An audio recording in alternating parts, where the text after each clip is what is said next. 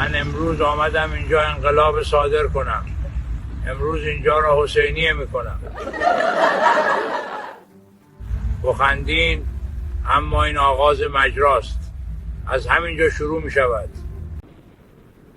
من دمی در گفتم اینجا حسینیه میکنم. جون من نزار ضایع بشم جلوی ارزشی ها.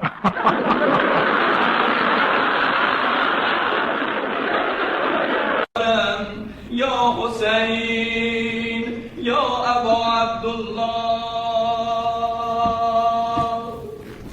آقا دمتون گرم نذاشتین من جلو ارزشی ها کم بیارم. من در واشنگتن هستم. برادران آمریکایی ها خیلی بهتر از برادران روس هستند، لذا من میمانم اینجا. سید علی بماند با حوزش.